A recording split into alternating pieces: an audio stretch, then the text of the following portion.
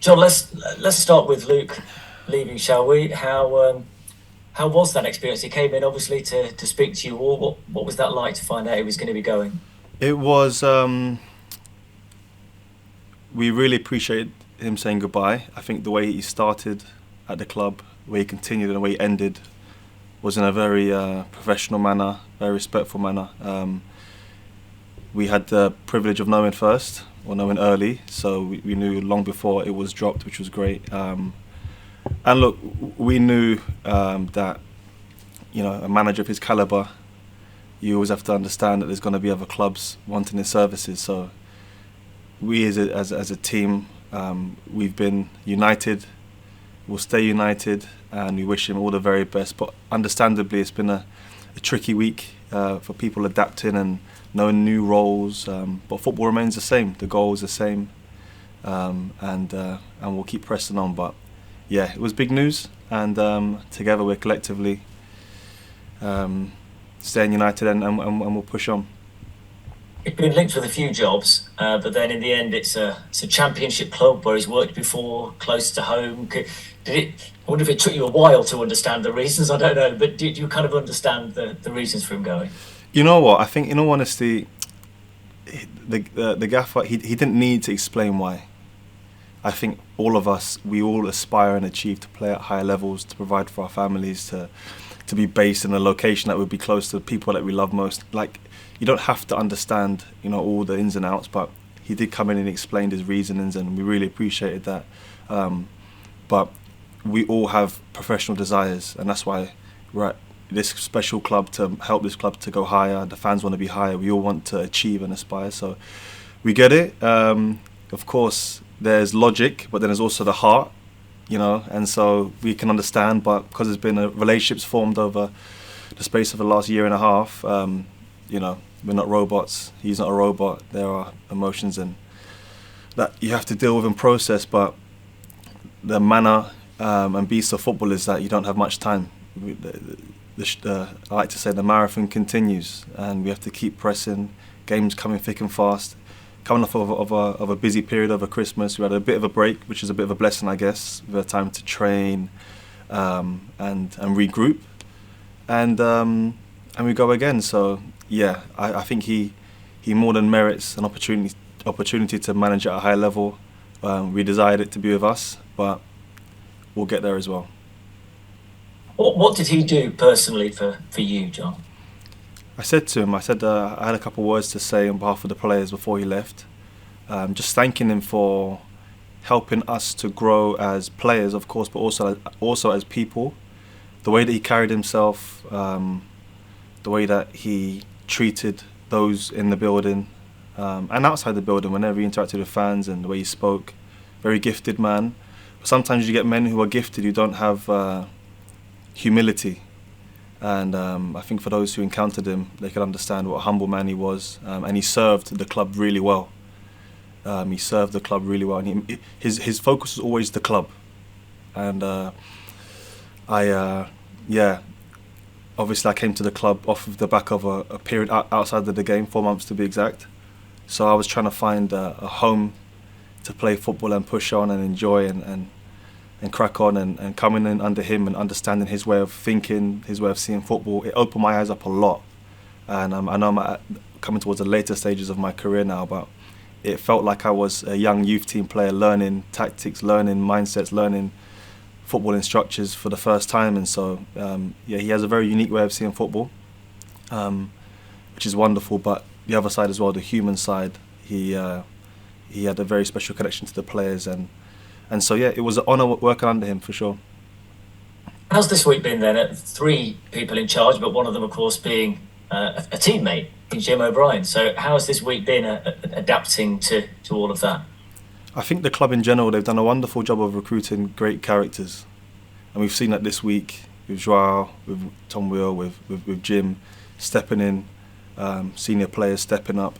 It's been a real uniting week, We have done a lot of work previous to this week with the previous gaffer, but the work continues, as I said. And I think that those who are spearheading the team now. They've done a wonderful job, made the intentions clear, guys. The train continues. It's not often that a manager leaves halfway in the season unless it's a sacking. And so, although there are kind of negative feelings that can come with it, we also have to look at the positive sides. That we've been playing in a way that has caused, the manager to progress. And so, Jim and Wheelie and Gerard done a great job. A lot has stayed the same in terms of training, application, the mindset, and we'll keep going. So yeah, it's been a really positive week. Application's been brilliant. The guys have come together, and I'm hoping that there'll be points for us to take come Saturday. So although Jim steps up into that role, I wonder if you and maybe other kind of senior players kind of take a bit of responsibility as well to make sure that the ship does run smoothly while you're awaiting the appointment of a replacement. Yeah, I think obviously with Jim taking that step, and also Sam Slocum has taken more of a senior role in terms of helping to steer the ship. And I said it on I think my first interview when I signed for the club. Like my desire is to serve. That's my heart, to serve the team whatever they need. And I think different seasons require different kind of mindsets and different hands to muck in. And some players have need someone to talk to, and when there is some levels of uncertainty, doubts can come in. But as a collective, we've all kind of united, senior pros, younger pros, because the goal remains the same. It remains the exact same. So no, I think that it has shown us this week that we have a really, really, really good group of players and staff as well. If they've got a game this weekend, and it's not exactly a freebie, is it?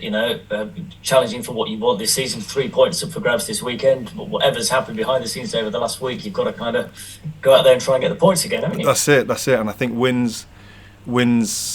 Yeah, the fans know. Everyone knows what it does for a team. What it does for the feeling. And I think we've created a really wonderful feeling over the last 18 months. I mean, I wasn't here prior to when I signed, obviously, but the club has been, progressing, and we want to continue that. We do, and one of the ways in which you take care of that is by performing well, and as a result of that is getting points. So it excites me to know that we have one of the best away attendances in the league, and they'll be behind us, I'm sure, on Saturday, and we can't wait to play in front of our fans. So those who are at the club, we're passionately pressing forward, and points is what we're after. So the marathon continues. Yeah, and just finally, it's an attractive job, isn't it? I imagine there's going to be a lot of people in football wanting this job at Notts. Do you agree? I agree. I do agree. I think from the outside it looks really attractive, and I think whoever comes in, whenever they do, they'll see on the inside that it's a very special group. It's been built upon strong foundations, and they'll inherit a very special team. I'm sure that the ethos will remain the same, and special players. So yeah, it is a great job, and I've got no doubt that the owners, those decision makers who make the final decisions, they'll make the right one. They've proved that already, and I'm sure they'll prove that again. Great stuff, John. Best of luck this weekend. Thank you, David. Take care. Thanks, Dave. Do we still have Mark from ITV? Yeah, I'm still here. Can you hear me? We can. How you doing, Mark? Hi, John. Good to see you. You'll know this better than me. How unusual is it for a manager to leave halfway through the season where there's still a possibility of success and still be as well liked and respected as Luke was? You were singing his praises earlier. It's obviously there's a lot of love for him. How unusual is that, this scenario to actually happen and him still be appreciated even though he's left? It is unusual, but it's a testament to what kind of character he was, and Ryan and George, the staff who went along with him. And as I said, we can really take a lot of positives from this, and I think that's the way that we're looking at it. That normally when a manager leaves halfway through the season, it's because results haven't been going the right way. But we've been a part of a collective that has been helping the club to go in a certain direction, and because of that, when the club's doing well, there are admiring eyes, whether that's players on the pitch or staff off of the pitch, and we take confidence knowing that we've been a part of his journey and he's been a part of ours. And so it is unusual, but this is football. A lot can happen, but as I mentioned before, the goal remains the same. The goal remains the same. It might take a different turn, but we're still on track, and we wish Luke all the very best. And you talk about that goal still being there, and you're very positive. I expect the other players are as well, and I know Jim was too. But you've had a bit of a break. Just how difficult is it for a player such as yourself and your teammates to pick things up again, knowing that the person that guided you there is no longer there? Things might be being done a bit differently on the training ground, in and around the dressing room, those kind of things. And then, of course, you need to keep whatever momentum you had going ahead of this, playoff promotion push. I think that obviously time will tell, because we have to adapt to not having, the manager who we built this season with so far. But we don't see it as our focus and our perception is not to see the difficulty in it, but the opportunity. And we're still the same collective. And I think that we have to give credit to Luke Williams, because he did set such a good foundation that is very clear for us to be able to continue what we learned. Obviously, with the new management staff, looking after the ship for the meantime, they will have maybe some different aspects they want to apply, which is brilliant. But the fundamentals have been built strongly. The foundations have been built strongly, solidly over the last 12 months. So not a lot has to change. We just need to apply and stay on top of the principles which we've learned, and make sure we're all reading off the same page. And so, if you were to look at this week compared to other weeks in the season gone by, it's looked very, very similar, And so, I don't think we plan on changing that. And we just need to make sure that results on Saturdays, they match and performances match. And so, yeah, that's the way that we're looking at it, to be honest with you, Mark. We're looking at the opportunity rather than a disappointment. I'm sure you are.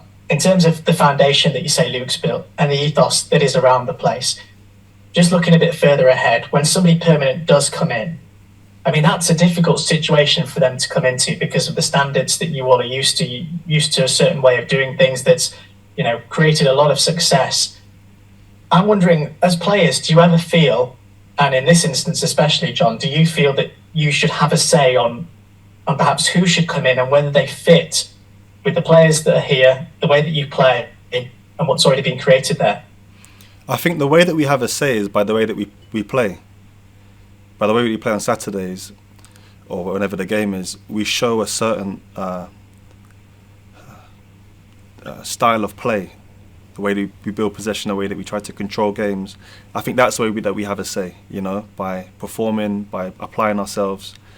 Ultimately, the decision makers have the applications and the names in the hat and whatnot. We don't know that, and I think that that's the beauty of having roles. Our roles are to apply ourselves, to train, to be ready to play, and to do our best to get results. And those who are in the know, it's their role to recruit. And so I think if you look at the recruitment of the club over the last period or periods, it's been superb. Maybe names that fans may not have heard of previously.